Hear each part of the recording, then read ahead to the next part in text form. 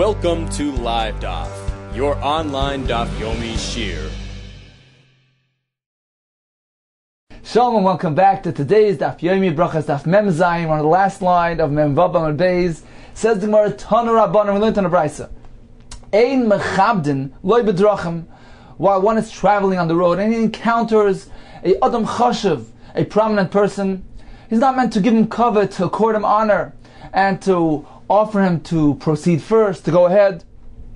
All this maneuvering will cause a disruption and disrupt the flow of traffic. It's not the right place and time to be mechabed loy bedrachim but loy biksharim. When they're crossing on a bridge, the maneuvering there is also perhaps dangerous and therefore is not appropriate. We're not meant to be mechabed, to give honor to a great person in these locations on the road.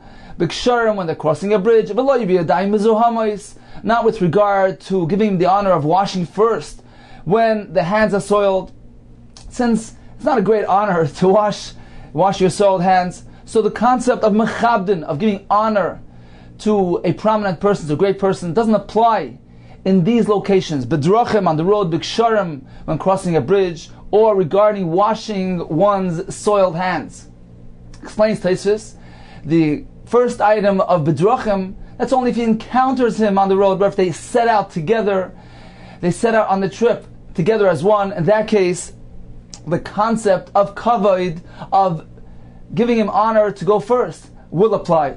Now the obvious question is, the Gemara says, regarding washing one's soiled hands, the concept of being mechabed doesn't apply. Haven't we just learned in the previous blot that regarding mayim achronim, washing one's hands at the end of the meal, we are mechabed the gadol.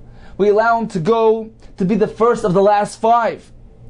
So why is that the case? Why are we mechabed the gadol regarding washing one's soiled hands? The Mepharshim say, there it's different. The point there is, we give him a leeway, we give him enough time to prepare himself to recite the Brachos HaMazon on account of the whole group. Therefore, we give him a gap. We tell him, we offer him the Mayim Achronim as the first of the last five individuals. He'll be the one to wash his hands before, or not with enough time before he needs to say the Brachos HaMazon, to give him time to prepare. But it's not the point of kavod, honor, on account of him washing before the other ones. Continues the Gemara. Rabin and Abai, there was a story. Rabin and Abai have a ka'azli b'urcha. They were traveling on the road. Kadmei chamri de Rabin, the donkey of Rabin, went ahead of the donkey of Abai. And Rabin didn't say nasal mar. He didn't offer Abai. He didn't tell him, go ahead, please. Omar, so Abai made a comment. He said, "Midasalik haimer abonan marava." From when this Talmud Chacham came back from Eretz Yisrael, Rashi explains, Rabin used to go up to Eretz Yisrael and come back and say over the teachings from Rabbi Yochanan. So once he came back from Eretz Yisrael, Gasli Daite, he became haughty. He's not giving the proper kavod to a distinguished person. He's allowing his donkey to go first. Continues the Gemara. When they came to the doorway of the Beis HaKnesses, of the shul, Amar lei neilmar. So this time Ravin turned to Abai and says, neilmar, please, my master, go first. Amar lei, Abai says, what happened until now? Until now, it wasn't the mar. Why are you being mechabed me now, not before? Amar lei, so Ravin explained himself. Hachi Amar Rabbi Yochanan. This is what Rabbi Yochanan taught. Ein mechabdin ela bepesach sheyesh b'mezuzah. We only give honor and kavod by offering the great person to go first, only where bepesach sheyesh b'mezuzah, when they approach a doorway, a pesach that has a mezuzah. Therefore, on the road, there's no point of giving you the honor to go first. Says the Gemara, what do you mean pesach sheyesh b'mezuzah? It needs to actually have a mezuzah. There is be mezuzah in. If it has a mezuzah, then kavod applies. Less than mezuzah loy. If it doesn't actually have a mezuzah, not. If so, Beis HaKnesses, then less from mezuzah, chanami mechavdin. If so, the doorway of a Beis HaKnesses and a Beis HaMedrash that don't have a mezuzah, since they're not considered to be proper dwellings, it's not a Beis Dira, people don't live there, so therefore, they don't require mezuzah. If so, there's no kibud by these doorways as well. Says the Gemara again, if so, that the determinant factor, the condition is that the doorway has to have a mezuzah. Beis HaKnesses or Beis HaMedrash, the last mezuzah don't have a mezuzah. Hachinami de'ein mechabdin. Do you not give honor by those doorways? If so, why was Rav and Mechabed Abaye when they reached the doorway of Beis HaKnesses? Ella Emo, you must say as follows: Pesach haroy l'mezuzah. That Rabbi Yochanan set down a rule. Ein mechabdin ella bepesach. What he meant to say, bepesach haroy l'mezuzah, a prophet doorway that could potentially have a mezuzah. Although in practicality, the doorway of a shul and Beis HaMedrash don't require mezuzah. Nevertheless, they're considered to be a Pesach haroy mezuzah. They have the right structure. They are a Pesach that is right, that could potentially have mezuzah. Al-Fuki will come to exclude, as she says, the roadways, or merely a breach in a wall, which is not a true Pesach. In that case, there's no concept of v'mechabit. It is only when they're entering a proper doorway. Therefore, while they were on the road, Ravin didn't ensure that Abaye received the proper cover to go first. However, once they got to a Pesach, even though it was a Pesach of a shul, didn't actually have a mezuzah, but it was a proper doorway. And therefore, now he was mechabit. Continues the Gemara. Omar Rav Yehuda buried of Shmuel bar Shilas, Mishmei de Rav, the name of Rav.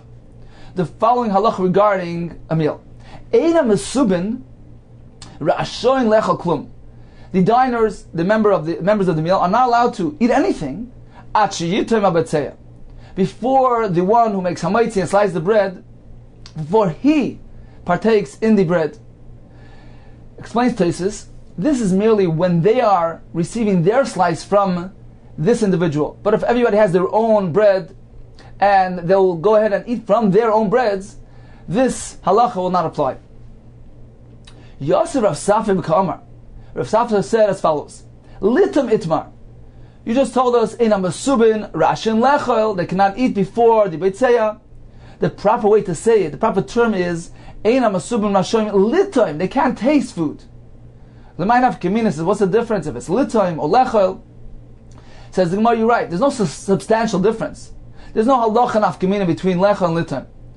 The only reason why Rav Safra insisted that it should be recited in this manner, it should be said with the word Litam, Shechayva dam loima b'lashon Rabbi.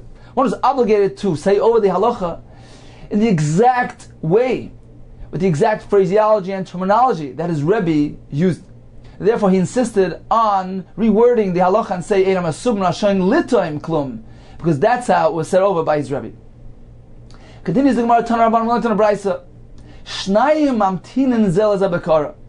If two people are eating together from a joint platter, they need to wait on each other.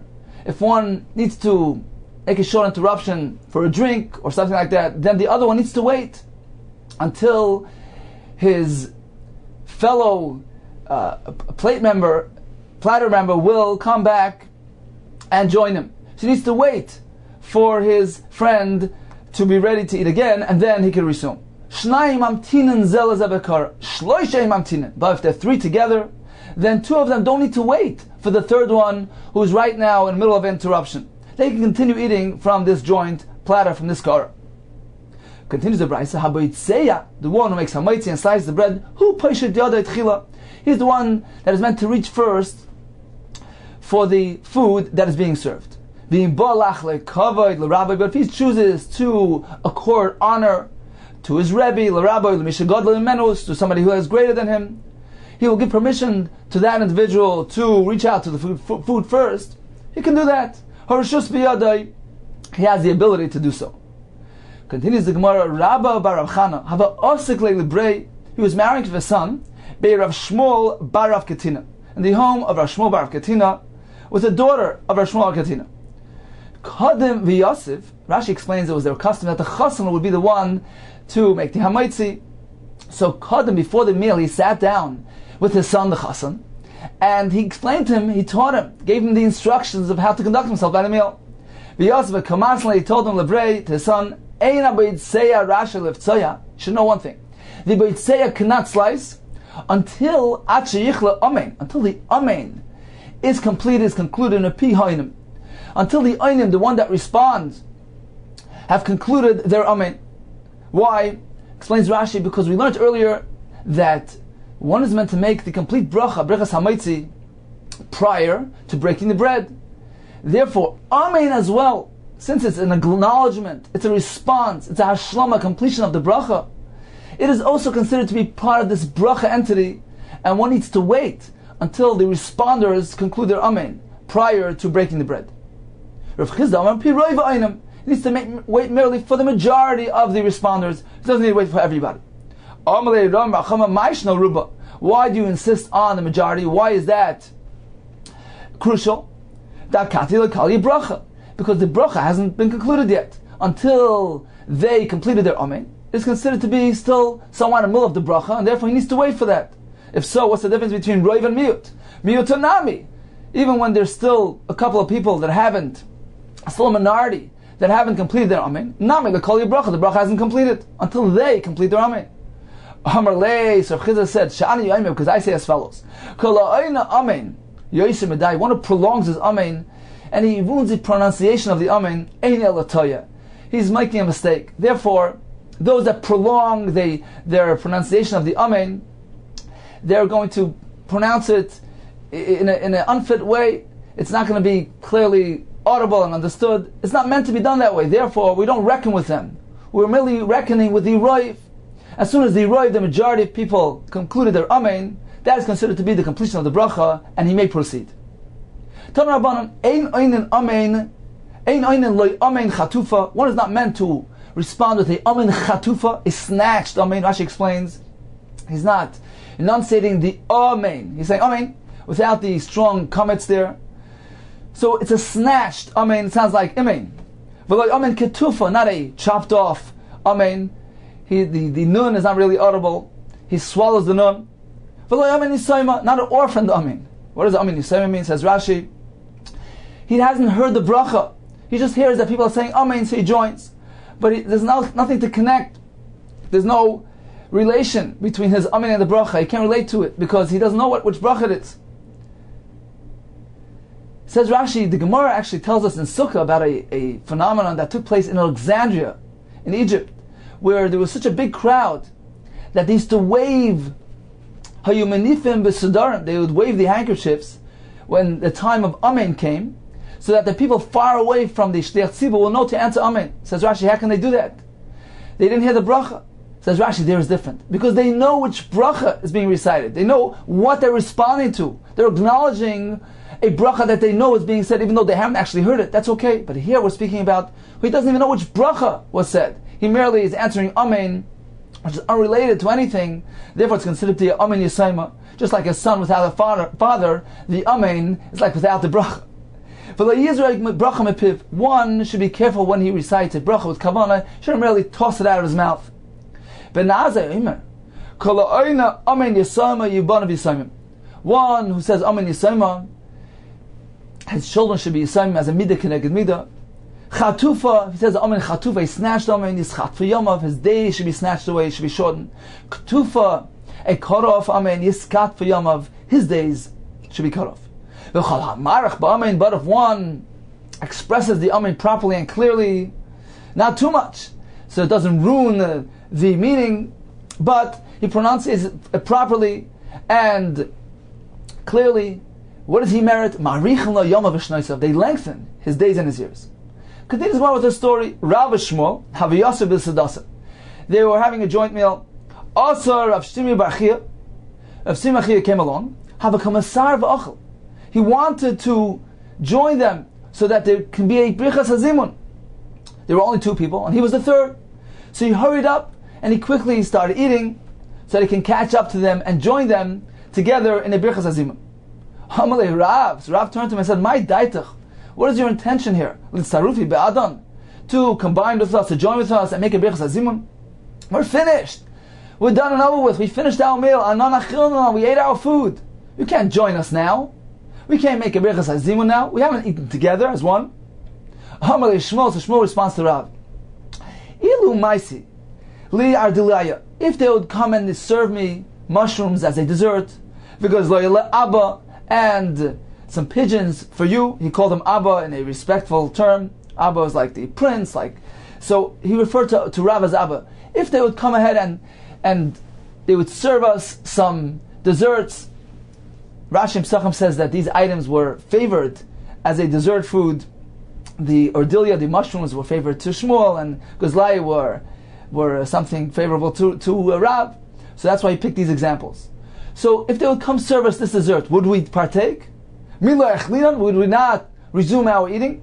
So therefore, this indicates that since theoretically we would continue eating, if we would have something that is favorable on us, a dessert, so therefore our Suda hasn't really concluded, our meal hasn't really terminated, and therefore certainly Rav Simon Rachia can join us, even though he's merely showing up now and he's eating his food now. He combines with us, he joins with us, and certainly we can recite Birchas Hazimun. Continues with another story. Talmidei de Rav, Haviyasi v'Sadasa. The Talmidim of Rav was sitting together by a meal. Oh, Rav Acha came along, and so he came late. He joined the meal late. Amri, so they said, oh, Asa Gavra Rabbadim Varachlan. Now we have a great person, distinguished person, to make the Birchas Hazimun for us. The Birchas Hazimun is meant to be given, to be offered to the Gadol, to the great person. We have just the right person. Amar Lahu, so he responded, no. I came late, and therefore, even though perhaps you referred to me as Adam Gadol, since I wasn't here at the beginning of the meal, I'm not the one that's meant to make the Birchas Hamazon. Misavrisi, do you hold the Gadol Mavarach, in this case, that the Gadol arrived late, he is the one to make the bracha? That is not so. In this case, certainly Ikar Shabasudim Mavarach, the primary members of the meal, the ones that were there from the beginning, they're meant to make the bracha, and not the Gadol.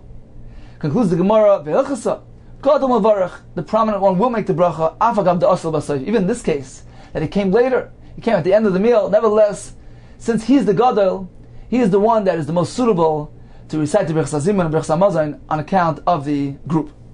So in summary, we learned a few halachos. We began with the concept of the mechabed, providing honor, to offer a kavod to a prominent person. And the Gemara taught us, ein mechabdin b'drachim, on the roads, b'ksharim, when crossing a bridge, b'yodayim v'zahamis, with regard to washing one's soiled hand. Only, the Gemara concluded, Ravin told us in the name of Yochanan, only by a Pesach haroil mezuzah. The Gemara continued and taught us that the members, the Mesubin, ain't toyamin until the Beit Seya is toyam. We continue, we said, Shnayim amtinim zel ka'ara.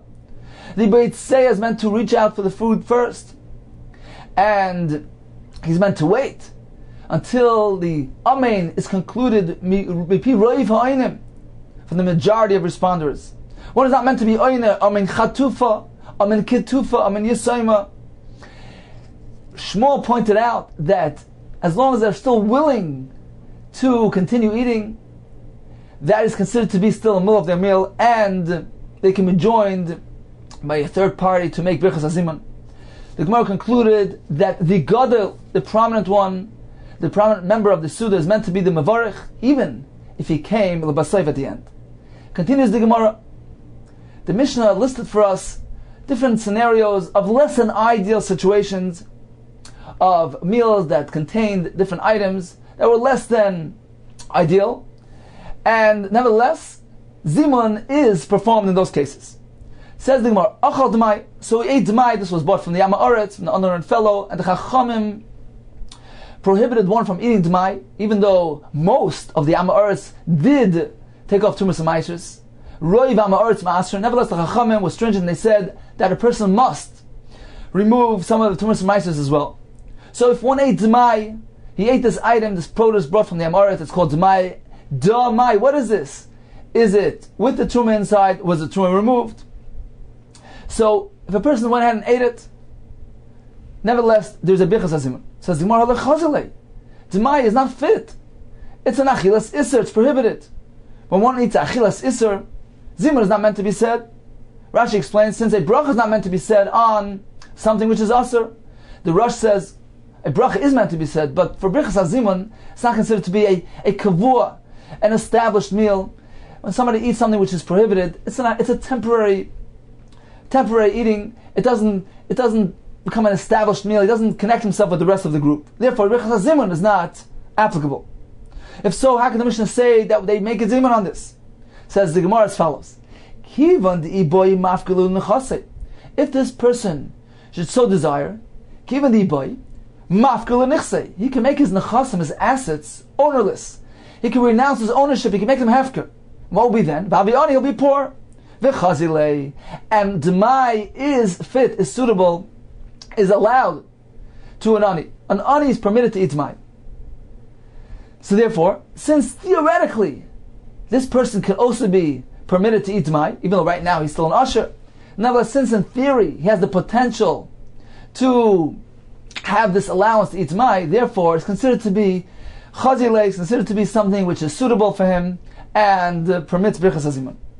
This is not as we learned that Demai is allowed for an ani, ma'achil and saniyim Demai. We may feed the poor people Demai, v'sachsanya Demai. And also the achsanya, Rashi explains this was the group of soldiers that the townspeople were responsible to feed them, and therefore since they're soldiers that have the status of aniyim, so therefore we can feed them Demai as well. V'amar Huna, Tana, we learned B'Shamai eina machilan saniyim Demai v'sachsanya Demai. B'Shamai disagree; they hold we cannot feed an ani or achsanya Demai. Okay, so this Mishnah is following Shittas Beis Hillel that it is allowed, and therefore since in theory this man can also eat Demai, therefore Birchas Hazimun is said even on achilas Demai. Ma'aser Rishon Shito Trumasai. If he ate Ma'aser Rishon, this is the portion given to the Levi, that the Truma was removed. It says more Pshita. If the Truma was removed, then it's perfectly permissible. Then it's self-evident that it's a proper Achil and requires Zimun. So with the Gemara like Tzricha, must be speaking about that not all the Hafrashas Trumas and Ma'aser took place. It's speaking of the following situation. Ella she'igdima b'shibal. We're speaking about that the Levi preempted the Kohen. Ideally, Truma G'dayl to the Kohen comes first, then comes Ma'aser Rishon to the Levi. From the Ma'aser Rishon, the Levi is meant to give a tenth to the Kohen, which is Trumas Ma'aser. Now, if the Levi preempts the Kohen, he shows up before the Kohen and he takes his Ma'aser Rishon before Truma G'dayla was taken from the produce. This is the case of the Mishnah. Again, that the Levi preempted the Kohen. He came by when the grain was still in its stalks and was not really subject to the chiv of Trumas and Maasros. So Truma G'dayla was not taken off yet. Now, the Levi took his Ma'aser Rishon from the Shibolim, and indeed went ahead and took off a tenth of that, the Trumas Ma'aser, for the Kohen. But Truma G'dayla was never taken from this. So this is the case of the Mishnah. We have Ma'aser Rishon Shenitl Trumasai. It's Truma. The Trumas Ma'aser was removed from it. But Truma G'dayla, the portion of the Kohen, which was meant to be taken off before the Levi took his portion, that never happened. Says the Gemara K'der Ravo. This will follow the Shita Ravo, who taught us as follows. That in this case, where the Levi preempts the Kohen, and he takes his Ma'aser Rishon when it's still b'shibolim, when it's not yet subject to the chiyuv of Trumas Ma'asros, then indeed his Ma'aser Rishon is exempt from Truma G'dayla. That is the Chiddush of the Mishnah. Even though the Ma'aser Rishon only had the Trumas Ma'aser removed from it, but Truma G'dayla never took place on this Ma'aser Rishon. Nevertheless, since he showed up, he came b'shibolim, he preempted the Kohen when it was still shibolim, and it was never really considered to be proper grain. It was never subject to the chiyuv of Trumas Ma'asros. Therefore, even though Truma G'dayla was never taken, it is still considered to be permissible, and one who eats this item is chayav b'zimun. Again, says the Gemara, Ma'aser Rishon she'igdimoi b'shibolim. If Ma'aser Rishon was taken off b'shibolim, the Levi preempted the Kohen, came when it was still in its stalk form, Patra mit Truma G'dayla, it is Patra, it is exempt from Truma G'dayla.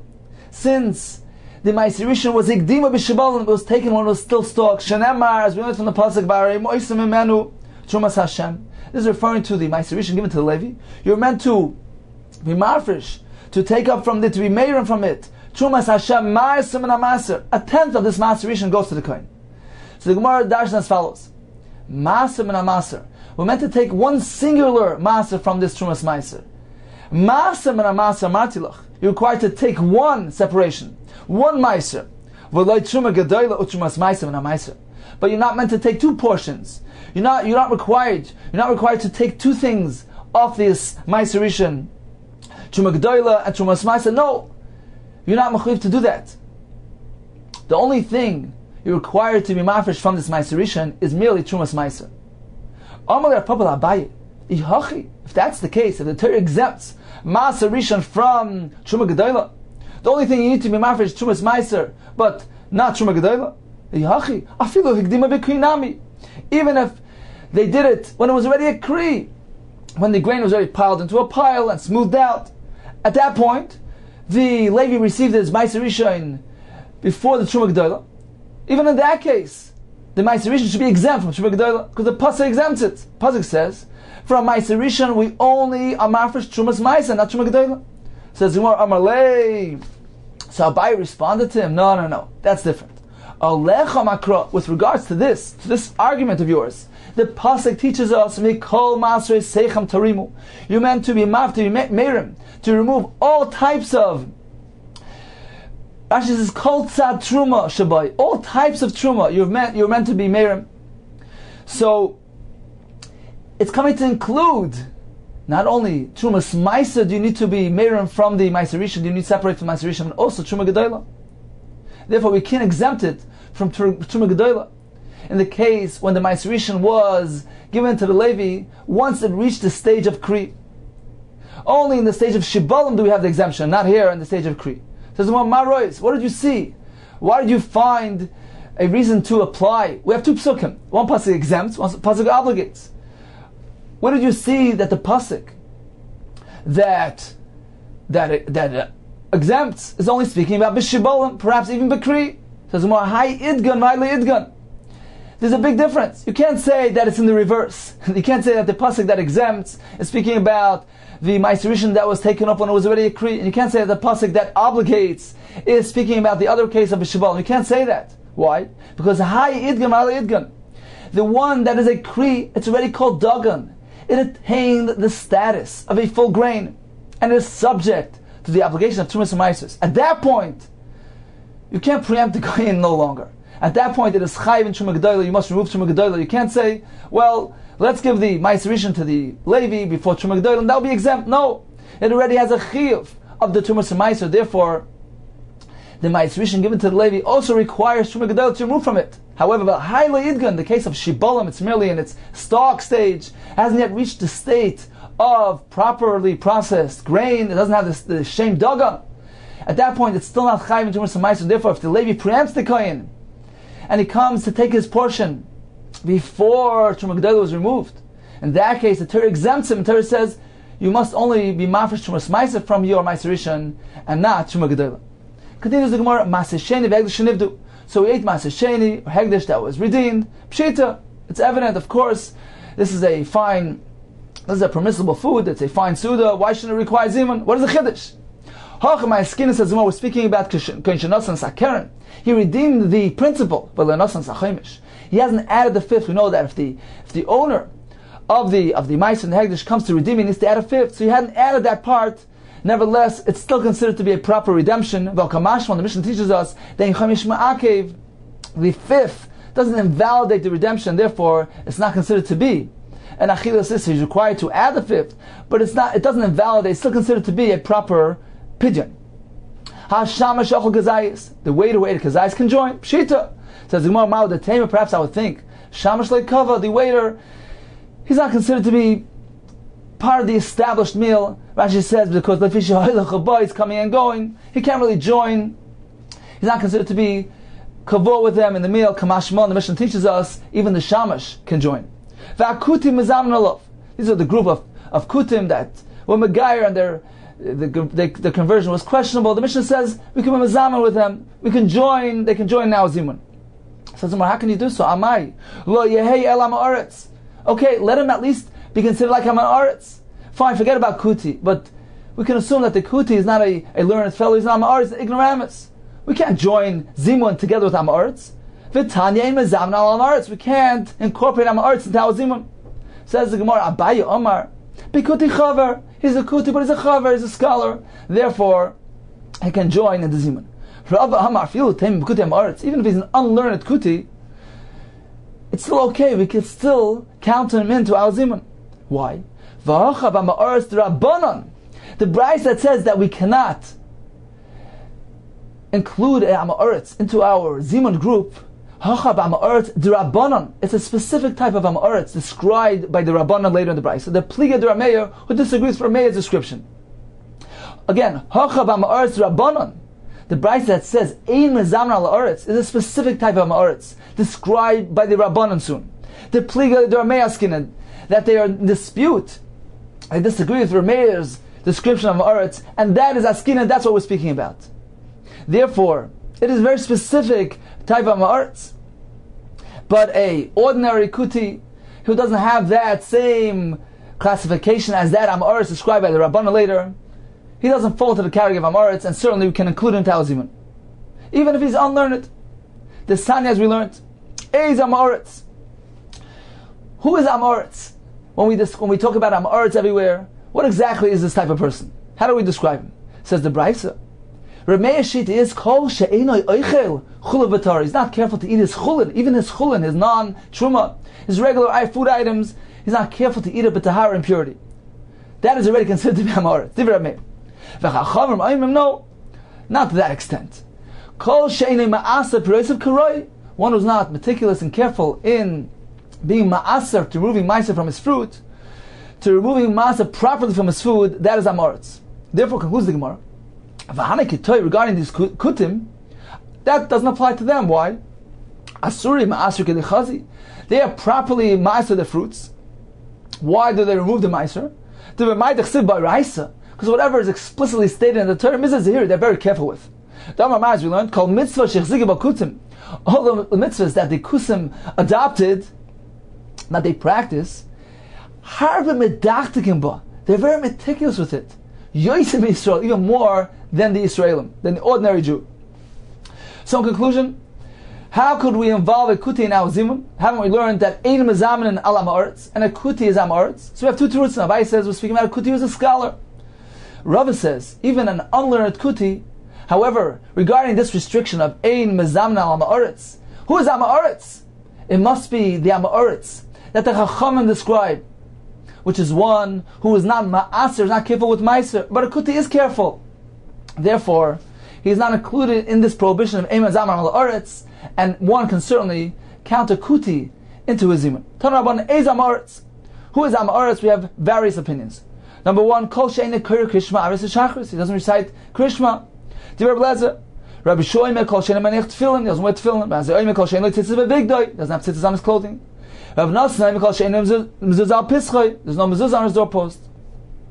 Rabbi Nosson Yosef Omer kol she'yesh leibanim. He has children ve'eina megadlam. He doesn't raise them with Talmud Torah for Torah study. This is very stringent.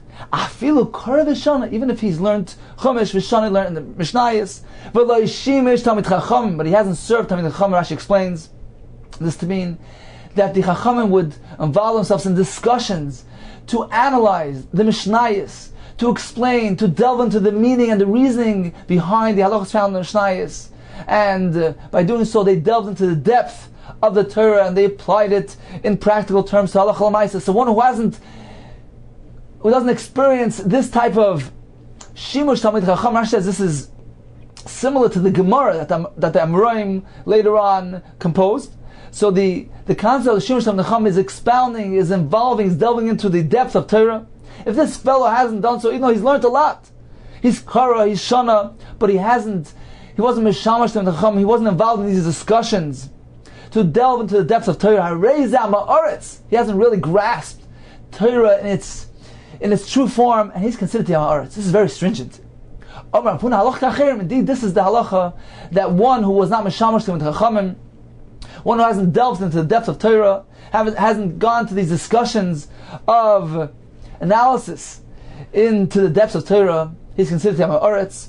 Tosfos says nowadays we incorporate Haaretz into our zimun, so that we don't reject them, we don't disenfranchise them, and we don't send them away from Kollel Yisrael.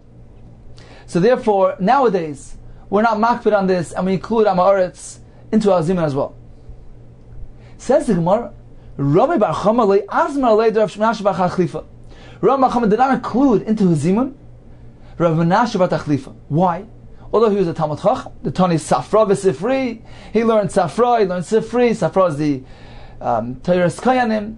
Safri is the Brachos on Bamidbar Dvarim. So he learned a lot. He was quite a learned fellow, maybe not the status of a true Talmud Chacham, but he was quite a learned fellow. V'Hilchos, he learned Halachos. And since he wasn't involved in Shimush Talmud Chachamim, in delving into these discussions of the analysis of Torah, therefore, Rabbi Chacham did not want to include him into his Zimun. Says the Gemara, when Rabbi Chacham was passed away, Rabbi made a statement. Rabbi Chacham did not pass away only on account of this sin, because he didn't include Rav Menashe into his Zimun. He degraded him. He didn't accord him the proper honor. Says the Gemara, but he did correctly. Vatanya, haven't we learned? Even if one was kara, he was shana, he learned chumash and mishnayos, but did not involve himself into the discussion of the depths of Torah. So what was wrong? Rabbi Bachama acted correctly by not including Rav Menashe into his Zimun, since he wasn't Mishamash Talmid Chachamim. Says the Gemara, Shani, Rav Menashe bar Tachlifa. Rav Menashe is different. The Mashma, the Rabbanon, because he was Mishamash Talmid Chachamim. He was involved in these discussions. Rav Machama would like Daka Basrei. Rav Machama didn't investigate properly. He didn't know that he was a Talmid Chacham of higher stature. And indeed, he was involved in those discussions. Lishnachrina, there's another version that Rav Tachlifa was different because there's Shama Shmaitz and Pain Rabbanon. He would listen to the conclusions of these discussions, even though he wasn't actually involved, but he used to hear the conclusion of these analytical discussions, and he reviewed them, he internalized them, and therefore he also attained the status of Tum Rabbanon Dami. He's considered to be a full-fledged Torah scholar, and therefore he should have been included in the Zimun of Rabbi Bachama. Continues the Gemara. The latter part of the Mishnah lists us different cases of Achilas Isser, of Tevel, etc., that if one partakes in those foods, he may not be involved in Zimun. Achal Tevel, Ma'aserisha, says the Gemara, Tevel Pshita. If it's true Tevel, it's Asr, of course. He may not join the Zimun. It's Tzricha, we're speaking about, it must be in the following case. But Tevel Tol Rabbanon. It's only Tevel Midrabanon. Hechadami, for instance, but Atashen was planted in unperforated flower pot, since it doesn't get a direct nourishment from the ground, it is not chayiv, is not obligated to Masamaisis Minat Torah, only Midrabanan. So one who eats this item, even though it's only Issa Drabanan, it's considered to be Achilas Isser and can't join the Zimun. Ma'aser Rishon, the Mishnah says Ma'aser Rishon Shalena into Shumasai, that the Truma was not removed from it. It says Pshita, if there was no Truma removed from it, meaning the Gemara at this point understood, meaning no Truma, not Truma Gedola, not Truma Smaisa, of course it's Asr, Pshita. Leitzricha must be speaking about Kegoin, Shekdime Bikri, that they preempted the Kain and they took off the Levi showed up when it was Bikri, when it was in the pile form, and at that point he took his Ma'aser Rishon and they did not do the Truma Gedola. So in this case, it's considered to be Asr, is prohibited, and that's what the Mishnah is speaking about. The Mishnah says Ma'aser Rishon Shlein to Shumasai. Certainly the Truma Smaisa was given properly, but the Truma Gedola wasn't. And since the Ma'aser Rishon was mufrash, was separated when it was already bikri, it was already subject to hilchas Truma Smaisa, it was already considered to be a grain, and therefore the Truma Gedola is me'akev, and if the Truma Gedola was not removed, not separated, it's considered to be asr. Mal the Tema, perhaps I would think, that we should go along with the argument of Papa, who said, maybe even when they separated the Ma'aser Rishon, when it was already Bikri at that point, it is also exempt from Truma Gedola, just like when he preempted and he came when it was B'Shibalim. What's the difference? Kamashman, the Mishnah teaches us, no, Kedishanile, that the halacha follows the response of a buyer, that yes, we must differentiate, make a distinction between Shibalim and Kri. The Ma'aser Rishon that was separated when it was already at the point of Kri, it attained the status of proper grain and it is subject to Trumas and Maasers. At that point, you were obligated in all the hafrashes of Truma Gedola and Trumas and Maaser as well. Continues the Gemara, Ma'aser Sheni that was not redeemed. Pshita, of course, it's Asr. Like Tzricha must be speaking as Sheniftu. It was redeemed. We're referring back to Ma'aser Sheni and Hegdish that were redeemed. So it's pasha that it's asur. If it wasn't redeemed, says the Gemara, was speaking about that they were redeemed, but not properly. For instance, Ma'aser Sheni Kegoyin, for instance, it was redeemed onto a slug of metal which was not minted yet. Rachmana Amar, Torah says that in order to redeem Ma'aser Sheni Amana, it needs to have an imprinted form. You need kesef sheish b'alav tzur that has a form imprinted into it. And therefore, an asimon, which is merely a slug, is not fit for pidyon. Hegdish, the halacha that Hegdish, that it wasn't nifta, certainly he was paid. He tried to transfer the kedusha onto an item, but he didn't do it properly. Hegdish shechila gaba he transferred the kedusha, the sanctity of the Hegdish, onto land, onto karka. V'lo yiptoi bekesef. He didn't use money. V'rachmana amar v'nosna kesef b'kamla. You need to have money. Therefore, the mission is informing us that if it wasn't done properly, if Ma'aser Sheni was redeemed onto a mere slug of metal, it's not considered to be a proper pidyon, it's asur. Hegdish as well, if it was in schalel on karka, it's not considered to be a proper transfer, and it's asur. A waiter who ate less than a kazayis, he can't join the zimun. Pshita, of course, he ate less than a shir achila. Says the Gemara, you're right, I did a ton of reisha kazayis. Since the reisha, the first part of Mishnah taught us the halacha of the Hashamash that did a kazayis, he can join. Therefore, the Mishnah simply cites a parallel statement. Tana Sefer, therefore, in the Sefer also says pachas mikazayis. It's a parallel statement that, as opposed to the reisha, we ate a kazayis and he's eligible, and the Sefer ate less than a kazayis, so he's ineligible, even though it's a pasha to halacha. V'anochri, a non-Jew, if you can't join, you can't count him as part of the zimun. Pshita, of course, says the my skin was speaking about Beger, he was a convert. Shemova l'taval. He had meal done to him, but he hadn't immersed in the mikveh, and therefore he's still considered to be a non-Jew, and that is the chiddush of the Mishnah. He's not considered to be a proper ger until he is mal and he's toivel. He needs both elements. Before Tvila, he's still in the status of a nachri and he can't join the zimun. So in summary, the Mishnah gave us two categories. The first list was mizamnin, those that can join zimun. Number one, demai. 108, demai. Why? Because the iboy mafke, since he can render his assets ownerless, he can make hefker his nechasim, he can become an ani, and then the demai will be fit for him. Or Ma'aser Rishon, that hikdima b'shirbalim, that the Levi preempted the coin when it was still the stalks. Ma'aser Sheni b'hegdish, although the chaimish was not given, a shamish is considered to be chashiv kavua, is considered to be as part of the established meal, and a kuti can join since he does not have the status of amaretz.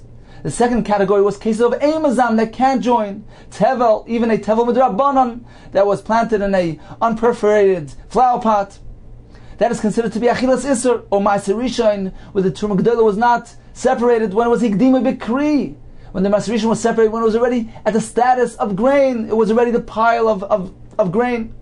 Ma'aser Sheni, that was redeemed on an asimon, in a slug. Hegdish, that was the schal on karka, and finally a nachri, since even though he was mal, but since he wasn't toivel, he's considered to be a non-Jew. Continues the Gemara. Nashim avodim uktanim ein mezam aleim. Amar Rabbi Yossi, katan amutu barisa, a cotton that is lying in a cradle, mezam aleim. He can join the zimun. We can count on him as part of our zimun. So why can you say that? For Tanan, we just learned in the Mishnah. Nashim avodim uktanim ein mezam aleim. So we see that a cotton can't join the zimun. Says the Gemara, who the Amar of Shlomo Levi? Rabbi Yossi was following the opinion of Shlomo Levi, who taught us the Amar of Shlomo Levi, Afal Pisha Amru. Even though we said cotton hamutu barisa, a cotton in a cradle, a mezamnov, we can't reckon him as part of our zimun. Aval oisan, I say slif la'asara, we can make him a sniff, an accessory, an attachment to the minyan. Meaning, certainly regarding a zimun of 3, he can't be considered to be a part of the 3. But when we're talking about a zimun of 10, when they recite the Shem Hashem, in that case, if they already have 9, the cotton can attach himself. It can be mitzdarv, he can be considered a sniff, an accessory, an attachment, the completion of the minyan. Since we already have 9, 9 is the main element of the minyan, 10 is merely a completion. In that case, a cotton can join and complete it. V'amar Shlomo Levi, Tisha ve'eved mitzdarfen.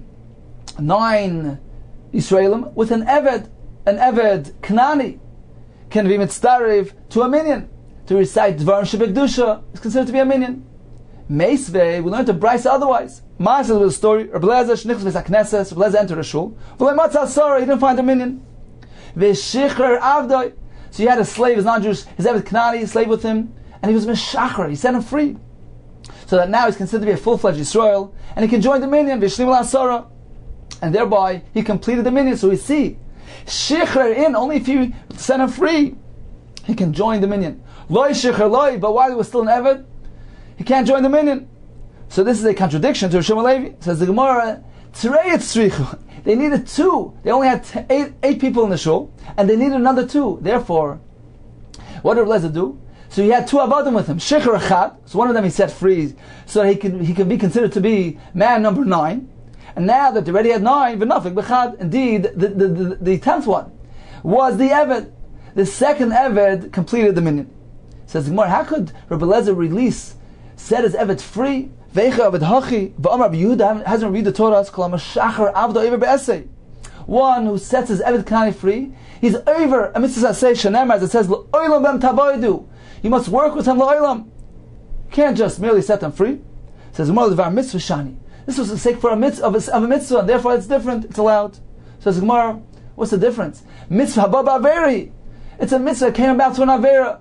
Avera can't be a catalyst for performance of a mitzvah. So it's a Gemara mitzvah de Rabbim Shani. It was a mitzvah of a Rabbim. It was a communal mitzvah. It involved a Rabbim, and therefore, in this case, he was allowed to be Meshacher as Eved for the sake of the mitzvah de Rabbim. So they could say Kedusha. It was a very significant mitzvah which allows even Shichur of an Eved. V'amar Shom Alevi, La'olam Yashkim Odom Esakneses. One should wake early and come to shul early. Kedei Sheyiska, so that he's Zeicha v'yimna im Asar Yishanim. That he's Zeicha v'yimanim Asar Yishanim, he can be counted amongst the first 10 that arrived to the shul. Shafilu me'ah boyim achrov. Even if after him 100 more will come, Kibel of Schar Kulam, he will receive Schar of all of them. So Zumar, how can that be? Schar Kulam Salkadaitach, he receives everybody's Schar. That's not fair. Ella, you must say as follows. Ella Ema Noisna Schar Kineged Kulam. He gets a Schar Kineged Kulam. His level of Schar corresponds to everybody, says the Mashal. Why? Because the first 10 people that come to shul, they brought down the Shechina. The Shechina rested on account of their arrival. Therefore, they're the main catalyst of Ashras HaShechina. And their Schar is equivalent to everybody else's Schar. Omar Afuna. Tisha ba'orim mitzdarfen. When you have 9 people with the Oren that contains the Sefer Torah, that is considered to be a full minyan. Omar Rav Nachman Oren Gavru. The ark is considered to be a person. How could that be a tziruf? How could that complete the minyan? Elam Rav Huna Tisha nirin kasar mitzdarfen. When 9 people appear as 10, they have the status of a minyan. Explains the Gemara. Amrila, some say kimechanfi. What does it mean nirin kasar when they're bunched together and it's difficult to discern their exact number? They appear like 10. So they have the status of 10. But some say, Kima Badri, they need to be dispersed. The 9 people were dispersed, so then they appear to have a greater number, and they look like 10, and they have the status of a minyan. Omar Vami, Shnayim v'Shabbos mitzdaref. 2 people eat together on Shabbos. Shabbos is mitzdaref, and it's considered as though there are 3 people eating here, and they can make a Brachos HaZimun. Omar Rav Nachman, Shabbos Gavru. Shabbos is a person. Elo Rav Ami, as follows. Shnei Talmid Chachamim, HaMachaded Zeh B'Halacha. 2 Talmid Chachamim that debate each other, that sharpen each other's mind with debates of halacha. Mitzdarfen, they have the status of 3. Their total sum is greater than the individuals. Reuben and Shimon that study together, that are mechaded each other, sharpen each other. They're learning, their joint learning session that has an elevated status, that is an entity on its own. And it's considered as though there are 3 entities here. There's Reuben, there's Shimon, and then there's their joint learning. So therefore it's considered as though they have 3 people and they can make a mizon. Rav Chizda showed for example, who is in this? Who is described by Shnei Talmid Chachamim Machaded Zeh? For instance, me and Rav Sheshes. Rav Sheshes showed Rav Chizda. For example, me and Rav Chizda, who are mechaded each other, who learn together in this manner, and therefore we fit this description of Shnei Talmid Chachamim HaMechadedin Zeh B'Halacha.